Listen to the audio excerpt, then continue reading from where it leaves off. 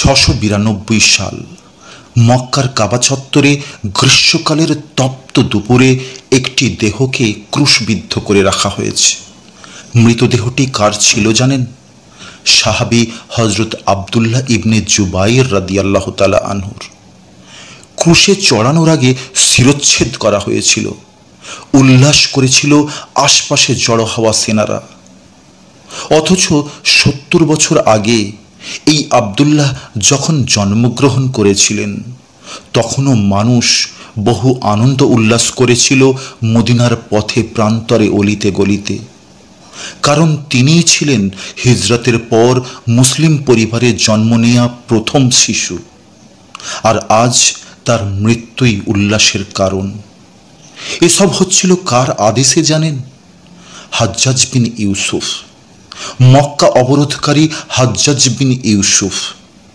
হাজ্জাজ বিন ইউসুফের নাম শুনলে হয়তো অনেকের কাছে ছোটবেলার ইতিহাস বইয়ের কথা মনে পড়ে যেতে পারে। সেই রাজা দাহিরের কাহিনী, যে হাজ্জাজের হুকুমে মোহাম্মদ বিন কাসিম সিন্ধু বিজয় করেছিলেন আর ভারতবর্ষ পরিচিত হয় ইসলামের সাথে। কিন্তু সেই বইগুলোতে অবশ্য এটা লেখা ছিল না যে হাজ্জাজ বিন ইউসুফ 3 জন বিশিষ্ট সাহাবী হত্যাকারীও ছিলেন। আব্দুল্লাহ ইবনে জুবাইর রাদিয়াল্লাহু তাআলা আনহু, জাবির ইবনে আব্দুল্লাহ রাদিয়াল্লাহু তাআলা আনহু এবং কুমাইল ইবনে জিয়াদ রাদিয়াল্লাহু তাআলা আনহু, এই 3 বিশিষ্ট সাহাবী শাহাদাত বরণ করেন তাঁরই হাতে। প্রকৃতপক্ষে ইসলামিক ইতিহাসে হাজ্জাজ বিন ইউসুফ এমনই এক নির্দয়, নির্মম, বিতর্কিত, কঠোর, রক্তপিপাসু শাসক ছিলেন যে তার জীবন কাহিনী শুনলে আপনারা অবাক হয়ে যাবেন। একদিকে ইমানের পারদ উচ্চ সীমায়, কুরআনের প্রতি অগাধ ভালোবাসা, কুরআনে হাফিজ। অপরদিকে সেই ব্যক্তিটাই তার শাসনামলে মক্কা অবরোধ করে রেখেছিল 6 মাস ধরে। হাজারো মক্কাবাসী, মদিনাবাসী ইমানদার মুসলমানকে হত্যা করেছিল। মক্কায় বৃহৎ আকারে ধ্বংসলীলা চালিয়েছিল। অবশেষে হযরত আব্দুল্লাহ ইবনে জুবাইর রাদিয়াল্লাহু তাআলা আনহুকে কাবা শরীফের পাশেই নির্মমভাবে হত্যা করে মাথা আলাগ করে দিয়েছিলেন এবং তার দেহ মোবারক ক্রুশবিদ্ধ করে শুলে চড়িয়ে রাখেন প্রায় 1 সপ্তাহ ধরে। শুধু তাই নয়, তিনি এতটাই কঠোর, নির্দয়, রক্তপিপাসু শাসক ছিলেন যে তার বিভিন্ন অভিযানে তাঁরই হাতে প্রায় সোয়া লাখ মানুষের প্রাণ চলে যায়। এবারে বলছি, কে ছিল সেই হাজ্জাজ বিন ইউসুফ? কি ছিল তার পরিচয়? ঐতিহাসিকরা তার কিছু ভালো কাজেরও প্রশংসা করে কেন? আজকের সৌদি আরব অর্থাৎ হেজাজের তায়েব শহরে 661 সালে তার জন্ম। কোনো এক কারণে ছোটবেলায় হাজ্জাজের ডাকনাম হয়ে গিয়েছিল কুলাইব বা কুকুরের বাচ্চা। ইতিহাসে জানা যায় জন্মের সময় তার প্রস্রাবের রাস্তা এবং মলত্যাগের রাস্তা ছিল না, পরে চিকিৎসা দ্বারা ঠিক হয়ে যায়।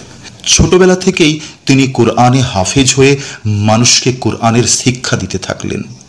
বড় হওয়ার সাথে সাথে নিজেকে বিশাল বুদ্ধিমান ও প্রখ্যাত রাজনীতিবিদ এবং দূরদর্শিতার পরিচয় দিলেন। তাকে চরমভাবে ঘৃণাকারীরাও বুদ্ধিমান, বিশুদ্ধভাষী ও চমৎকার বক্তা হিসাবে অভিহিত করতেন।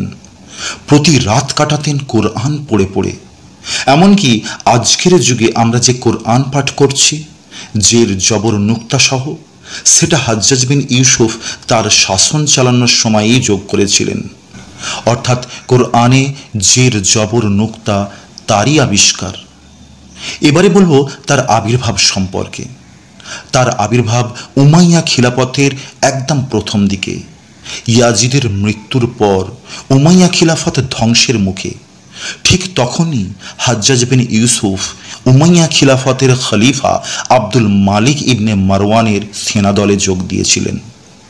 তার বুদ্ধিমত্তা ও কঠোর নীতির প্রভাবে খলিফা আব্দুল মালিকের সেনাদলের সেরা কমান্ডার পদ হাসিল করে নিলেন এবং কয়েক বছর পরেই এমনকি সে বিভিন্ন প্রদেশের গভর্নরের পদও হাসিল করে নিয়েছিলেন।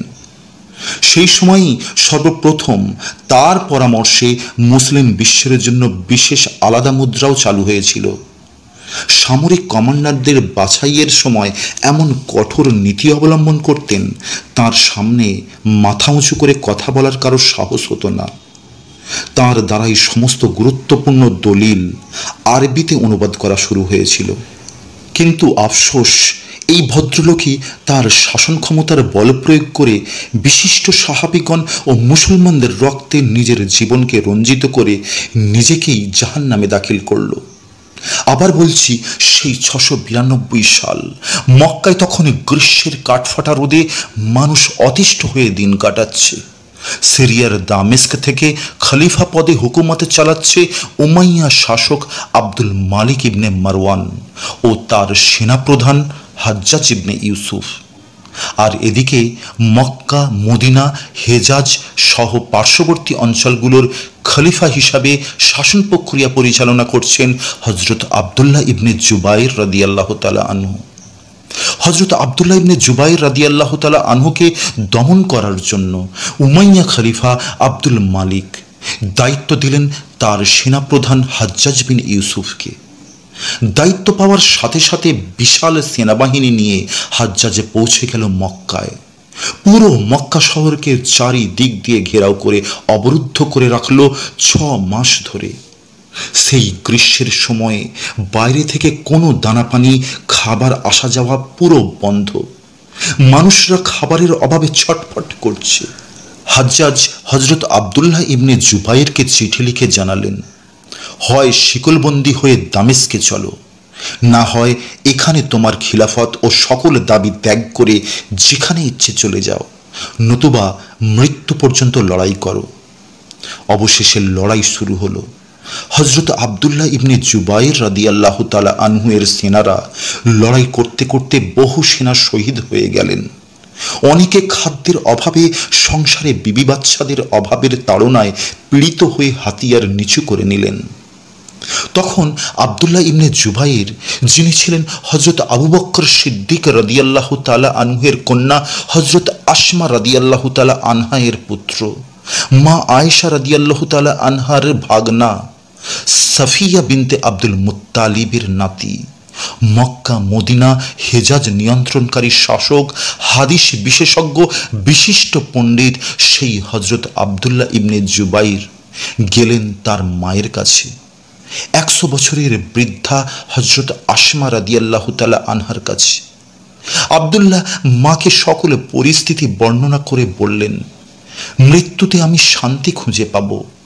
আমার লোকেরা আমাকে ছেড়ে গেছে, গুটি কয়েক লোক বাকি আছে কেবল।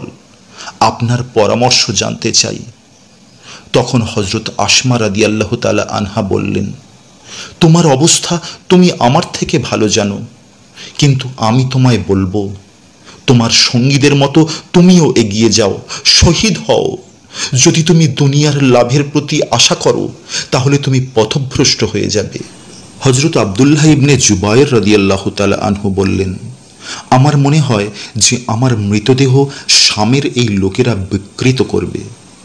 তখন মা আসমা রাদিয়াল্লাহু তাআলা আনহা বললেন, কুরবান হওয়া ছাগলটি কখনো ব্যথা পায় না যখন তার চামড়া ছিনিয়ে নেওয়া হয়। আব্দুল্লাহ মায়ের কপালে চুম্বন দিয়ে বললেন, আল্লাহর কসম, এটা আমারও মতামত। আমি শুধু আমার মতামতকে আপনার মতামত দ্বারা জোরদার করতে চেয়েছি। আমি কখনোই মিথ্যে পথ অবলম্বন করিনি, আর আজও আল্লাহর রাস্তায় সত্যের ধ্বজা নিয়েই আগিয়ে যাব। এই বলে মায়ের কাছ থেকে বিদায় নিয়ে জালিম হাজ্জাজ বিন ইউসুফের সামনাসামনি হলেন। তপ্ত রোদে বীরের মতো লড়তে থাকলেন হাজ্জাজের সেনাদের সাথে। কিন্তু আফসোস, হাজ্জাজের সেনারা ওই মক্কা চত্বরেই দূর থেকে পাথর মারতে শুরু করলো। সাহাবী হযরত আব্দুল্লাহ ইবনে জুবাইর রাদিয়াল্লাহু তাআলা আনহু মাটিতে পড়ে গেলেন, তবুও বাঘের মতো লড়তে থাকলেন। কিন্তু চারিদিকে ঘিরে নিয়েছে হাজ্জাজের নিষ্ঠুর সেনারা। অবশেষে তারা হযরত আব্দুল্লাহর পা কেটে ফেলল এবং নির্মমভাবে তাকে হত্যা করল। এমনকি তার শরীর থেকে মাথা আলাগ করে দিল এবং উল্লাস করতে থাকল। আর ওই নিষ্ঠুর হাজ্জাজের আদেশে কাবার পাশেই তার দেহ মোবারককে ক্রুশবিদ্ধ করে সুলেতে লটকে রাখল। তারপর হাজ্জাজ আসমা রাদিয়াল্লাহু তাআলা আনহার কাছে এসে বলল, তার সাথে কেমন আচরণ করলাম দেখেছ? হযরত আসমা রাদিয়াল্লাহু তাআলা আনহা উত্তর দিলেন, তার প্রাণ তুমি ধ্বংস করেছ বটে, কিন্তু তোমার পরকাল সে ধ্বংস করে দিয়েছে। প্রায় 1 সপ্তাহ ওই নিষ্ঠুর হাজ্জাজ বিন ইউসুফ হযরত আব্দুল্লাহর দেহকে ঝুলিয়ে রেখেছিল।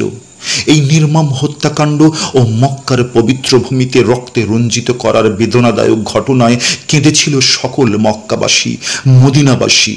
আর আজও প্রকৃত মুসলমানদের চোখে অশ্রুর ছাপ। যে পবিত্র জায়গায় মহান আল্লাহ সুবহানাহু ওয়া তাআলা কোনো প্রকার লড়াই, খুন খারাপি, অত্যাচার, অনাচার হারাম করে দিয়েছেন, সেই মক্কাতে পাহাড় থেকে আগুনের গোলা নিক্ষেপ করেছিল উমাইয়া সেনারা। এমনকি কাবা ঘরও রক্ষা পায়নি, হাজিরাও রক্ষা পায়নি। এমনই এক ঘটনা অনেক মানুষের কাছেই অজানা। সাহাবী আব্দুল্লাহ ইবনে ওমর রাদিয়াল্লাহু তাআলা আনহু পাশ দিয়ে যাবার সময় তার লাশের দিকে তাকালেন, বললেন, যেদিন আব্দুল্লাহর জন্ম হয়েছিল আমি সেখানে ছিলাম, আর আজ তার মৃত্যু হলো, এদিনও আমি তারই পাশে আছি। তবে তার জন্মের দিনে যতগুলো মানুষ তাকবীর দিয়েছিল, আল্লাহর কসম তার থেকে আজ তার মৃত্যুর দিনে তাকবীর দেওয়া লোক অনেক কম। অবশেষে সৈন্যরা হাজ্জাজের কাছে গেল, বলল, অনেক দিন তো হলো, ওনার লাশ নামানো দরকার। হাজ্জাজের উত্তর ছিল, আল্লাহর কসম, আসমা আমার কাছে ভিক্ষা না চাইলে আমি নামাবো না তার লাশ। আসমা রাদিয়াল্লাহু তাআলা আনহা এ কথা শোনার পর সেখানে গেলেন এবং বললেন, সময় কি হয়নি আল্লাহর বীর সেনাকে তার ঘোড়া থেকে নামাবার? এ কথা শোনার পর হাজ্জাজ কিছুটা লজ্জিত হলেন এবং হযরত আব্দুল্লাহ ইবনে জুবায়ের রাদিয়াল্লাহু তাআলা আনহুর মৃতদেহ নামিয়ে আনলেন। কিন্তু এসব জেনেও আপনাকে অবাক হতে হবে যে হাজ্জাজ বিন ইউসুফ তার দৃঢ় শাসনের জন্য বহুল পরিচিত ছিল। কঠোরভাবে তিনি রাজ্য শাসন করতেন, নিয়মের যেন কোথাও কোনো ত্রুটি না হয়। এমনকি তার চরম ঘৃণাকারীরাও আবার তাকে বুদ্ধিমান, বিশুদ্ধভাষী আর চমৎকার বক্তা হিসাবে অভিহিত করতেন। হাসান বসরি রাহিমাহুল্লাহ এর পর হাজ্জাজ বিন ইউসুফই ছিলেন সেরা বক্তা। তার জীবনের ঘটনাগুলো এতটাই বিতর্কমূলক যে ইতিহাসবিদরাও তার নামকে ভালোর তালিকায় রাখবে নাকি খারাপের তালিকায় রাখবে তা নিয়ে দ্বিধাদ্বন্দ্ব বহুদিনের। তবে জীবনের শেষ ভাগে এসে হাজ্জাজ যে হত্যাকাণ্ডটি করেছিল সেটি ছিল বিখ্যাত তাবেঈ হাদিস বিশারদ সাঈদ ইবনে জুবায়েরের। হাজ্জাজের বিরুদ্ধে যে বিদ্রোহ ঘটেছিল সেই বিদ্রোহে যোগ দিয়েছিলেন সাঈদ ইবনে জুবায়ের এবং লড়েছিলেন। এই বিদ্রোহ দমনের পর সাঈদ পালিয়ে যান মক্কায়, কিন্তু তাকে হাজ্জাজের সেনারা পাকড়াও করে নিয়ে আসে সেই হাজ্জাজের দরবারে। সেই দরবারে সাঈদের সাথে হাজ্জাজের কথোপকথন ছিল ঠিক এইরূপ। হাজ্জাজ জিজ্ঞাসা করলেন, তোমার নাম কি? সাঈদ বললেন, আমার নাম সাঈদ বিন জুবাইর। হাজ্জাজ বলল, না, তুমি শাকি বিন কুসাইর। অর্থাৎ সাঈদ মানে খুশি, কিন্তু শাকি মানে অখুশি। জুবাইর মানে যে হাড় জোড়া লাগায়, কিন্তু কুসাইর মানে যে হাড় ভেঙে যায়। সাঈদ বললেন, আমার মা আমার নাম সঠিকই রেখেছেন। হাজ্জাজ বলল, তুমি আর তোমার মা দুজনেই বিপথগামী। আল্লাহর কসম, আমি তোমার দুনিয়াকে জ্বলন্ত আগুনে পরিণত করব। সাঈদ বললেন, তুমি সেটা করতে পারবে জানলে তো তোমাকেই ঈশ্বর বলে মানতাম। হাজ্জাজ বলল, আমার অনেক সম্পদ আছে, সোনাদানা আছে। অর্থাৎ তার সামনে বস্তা ভর্তি সোনাদানার লোভ দেখানো হলো। সাঈদ বললেন, হে হাজ্জাজ, তুমি কি তোমার ধনসম্পত্তির প্রতিপত্তি দেখাতে চাইছো? এগুলো দেখিয়ে মানুষকে আল্লাহর পথ থেকে সরাবে? আল্লাহর কসম, তা হবে না। হাজ্জাজ বলল, ওহে সাঈদ বিন জুবাইর, তোমাকে এমনভাবে মারব যেভাবে কাউকে কোনোদিন মারিনি। সাঈদ বললেন, আল্লাহর পছন্দ মাফিক হত্যাপন্থা বাদে অন্য কোনোভাবেই তুমি আমাকে মারতে পারো না। তখনই হাজ্জাজ নির্দেশ দিল, এর শিরচ্ছেদ করে ফেলো। তখন সাঈদ মৃদু হেসে বললেন, হাজ্জাজ, জেনে রাখো, মহান আল্লাহর দরবারে আমি তোমার প্রতিদ্বন্দ্বী হব। হাজ্জাজ হাসির কারণে জিজ্ঞাসা করল। সাঈদ বললেন, আমার প্রতি তোমার হিংসা আর তোমার প্রতি আল্লাহর দহির্য দেখে হাসছি। এরপর সাঈদ ইবনে জুবাইর রাহিমাহুল্লাহ 3 বার লা ইলাহা ইল্লাল্লাহু মুহাম্মদ রাসূলুল্লাহ সাল্লাল্লাহু আলাইহি সাল্লাম পাঠ করলেন। প্রথমবার স্পষ্ট শোনা গেল, কিন্তু শেষ দুইবার অস্পষ্ট। হাজ্জাজের তলোয়ারে তার মাথা দেহ থেকে বিচ্ছিন্ন হয়ে গড়িয়ে পড়ল। এই ঘটনার কিছুদিন পরই হাজ্জাজ যেন পাগলের মতো হয়ে গেল।